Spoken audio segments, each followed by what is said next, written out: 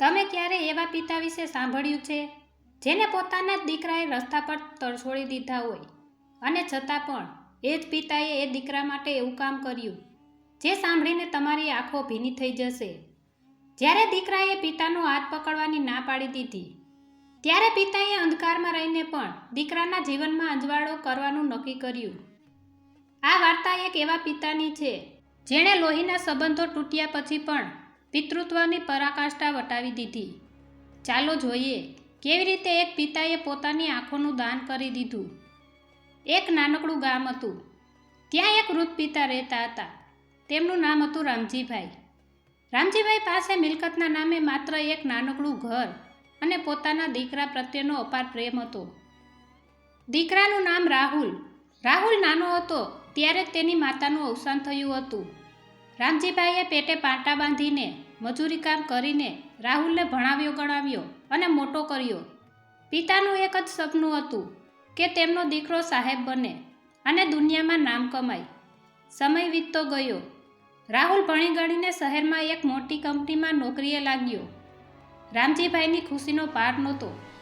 તેમને લાગ્યું કે હવે તેમના દુઃખના દિવસો પૂરા થયા, પણ નિયતિને કંઈક બીજું જ મંજૂર હતું.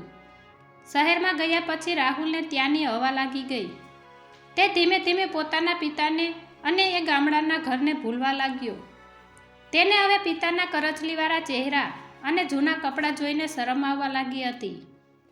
એક દિવસ રામજીભાઈ હરખાઈને શહેરમાં દીકરાને મળવા ગયા, પણ રાહુલે તેને જોઈને ખુશ થવાને બદલે ખીજાઈ ગયો.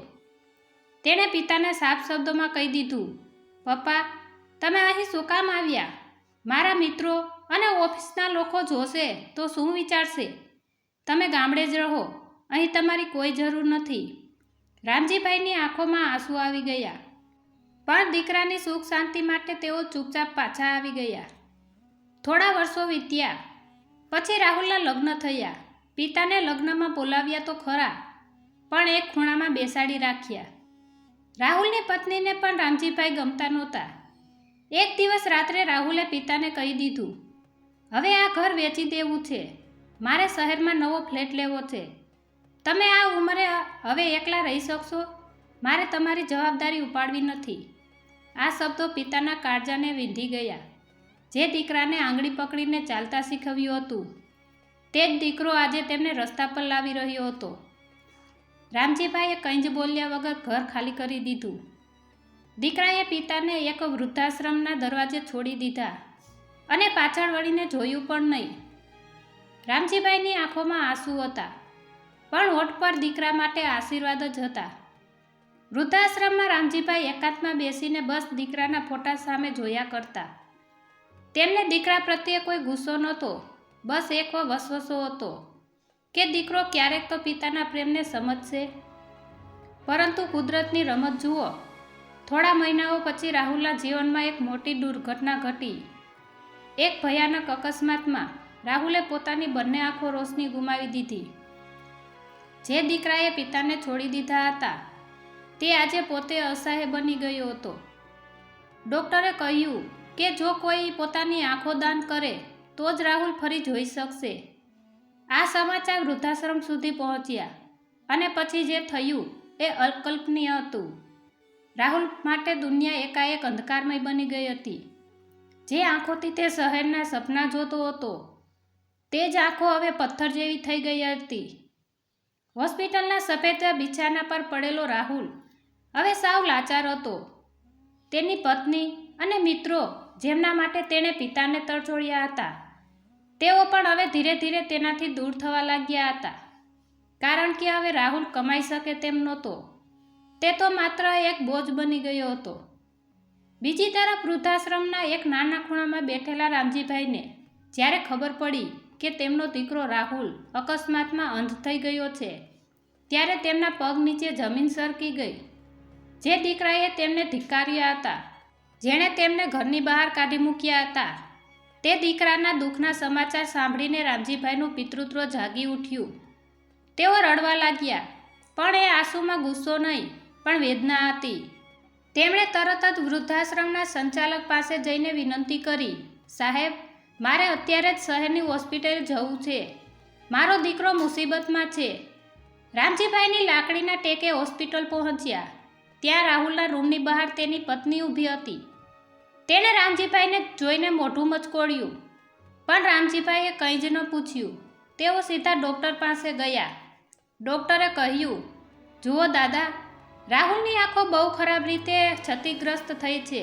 જો કોઈ વહેલી તકે પોતાની આંખો દાન કરે તો જ તે ફરીથી જોઈ શકશે, પણ અત્યારે કોઈ ડોનર મળવું મુશ્કેલ છે. રામજીભાઈએ એક ક્ષણનો પણ વિચાર કર્યા વગર કહ્યું, ડૉક્ટર સાહેબ, મારી આંખો લઈ લો.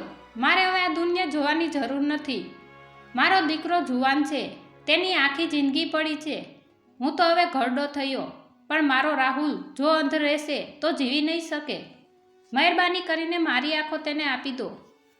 ડૉક્ટર પણ આ સાંભળીને સ્તબ્ધ થઈ ગયા.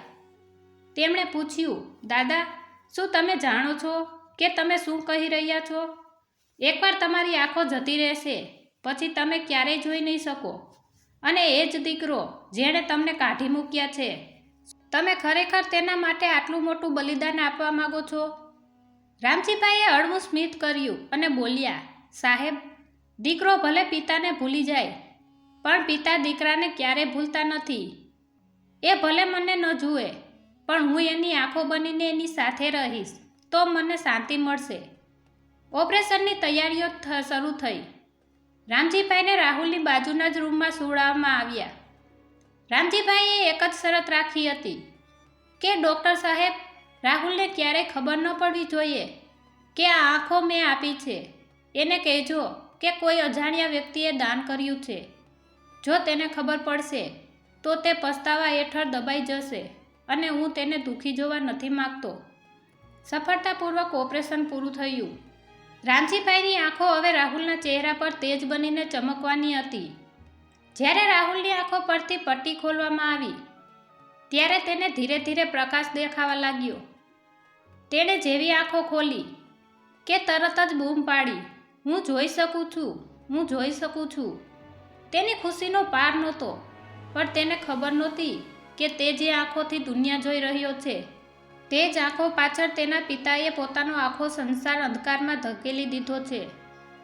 રાહુલના હોસ્પિટલમાંથી ડિસ્ચાર્જ થઈને ઘરે આવ્યો, પણ તેને એકવાર પણ પિતાની યાદ ન આવી. તેને લાગ્યું કે કોઈ નસીબદાર માણસે મરતી વખતે આંખો દાન કરી હશે. તે ફરીથી પોતાની જૂની જિંદગીમાં વ્યસ્ત થઈ ગયો. પણ રામજીભાઈ, તેઓ હવે સંપૂર્ણપણે અંધ હતા. વૃદ્ધાશ્રમના એ જ ખૂણામાં બેસીને તેઓ હવે હૃદયની આંખોથી રાહુલને જોઈ રહ્યા હતા. રાહુલ હવે પોતાની નવી આંખોથી ફરી દુનિયા જોવા લાગ્યો હતો. તેની ઓફિસ, તેના મિત્રો અને તેનું મોજશોખનું જીવન પાછું આવી ગયું હતું. પણ કહેવાય છે ને કે કુદરતનો ન્યાય મોડો પણ ચોક્કસ હોય છે.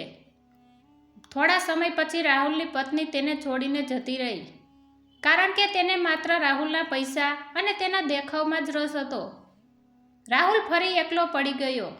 એકલતામાં માણસને હંમેશા પોતાના લોહીના સંબંધો જ યાદ આવે છે. રાહુલને પણ પહેલીવાર પિતાની ખોટ લાગી. તેને યાદ આવ્યું કે કેવી રીતે તેણે પિતાને વૃદ્ધાશ્રમમાં ધકેલી દીધા હતા. તેને પોતાના પર ગુસ્સો આવવા લાગ્યો. એક રવિવારની સવારે રાહુલે નક્કી કર્યું કે તે વૃદ્ધાશ્રમ જશે અને પિતાની માફી માંગીને તેમને ઘરે પાછા લાવશે. તે રડતી આંખે ગાડી લઈને વૃદ્ધાશ્રમ પહોંચ્યો. ત્યાં જઈને તેણે સંચાલકને પૂછ્યું, મારા પિતા રામજીભાઈ ક્યાં છે? મારે તેમને મળવું છે. સંચાલકે ઠંડા કલેજે કહ્યું, રાહુલભાઈ, તમારા પિતા તો હવે આ આશ્રમમાં નથી. તેઓ તો ક્યારના અહીંથી જતા રહ્યા છે. રાહુલે ગભરાઈને પૂછ્યું, ક્યાં ગયા? શું કોઈ તેમને લઈ ગયું? સંચાલકે એક ઊંડો શ્વાસ લીધો અને રાહુલને એક રૂમમાં લઈ ગયા. ત્યાં ટેબલ પર એક ડાયરી અને ચશ્મા પડ્યા હતા. સંચાલકે કહ્યું, રાહુલ, તારી આંખોનું ઓપરેશન થયું એના થોડા દિવસ પછી તારા પિતાએ આ આશ્રમ પણ છોડી દીધો. તેમણે કહ્યું હતું કે હવે મારે કોઈના ટેકાની જરૂર નથી, કારણ કે મારો દીકરો હવે જોઈ શકે છે. રાહુલ અવાક થઈ ગયો. તેમણે પૂછ્યું, પણ તેમને કેવી રીતે ખબર કે મારું ઓપરેશન સફળ થયું? ત્યારે સંચાલકે સત્ય પરથી પડદો ઉઠાવ્યો. રાહુલ, તને જ્યાં આંખો મળી છે તે કોઈ અજાણ્યા વ્યક્તિએ નહીં, પણ તારા પિતાએ દાનમાં આપી છે. તેમણે ડૉક્ટરો પાસે શરત રખાવી હતી કે તને આ વાતની ક્યારેય ખબર ન પડવી જોઈએ. તેઓ અત્યારે અંધ છે અને ક્યાંક રસ્તા પર ભટકી રહ્યા હશે. આ સાંભળતા જ રાહુલના પગ નીચેથી જમીન સરકી ગઈ. જે આંખોથી તે દુનિયા જોઈ રહ્યો હતો તે જ આંખો તેના પિતાની હતી. તેને એ દિવસો યાદ આવ્યા જ્યારે પિતાએ તેને ખંભા પર બેસાડીને આખી દુનિયા બતાવી હતી અને આજે એ જ પિતાને તેણે અંધ બનાવીને રસ્તા પર રઝળતા કરી દીધા હતા. રાહુલ હોસ્પિટલ દોડ્યો અને એ ડૉક્ટરને મળ્યો જેણે ઓપરેશન કર્યું હતું. ડૉક્ટરે પણ આંખમાં આંસુ સાથે સત્ય સ્વીકાર્યું અને કહ્યું, તારા પિતા જેવો ત્યાગ મેં આખી જિંદગીમાં ક્યાંય જોયો નથી.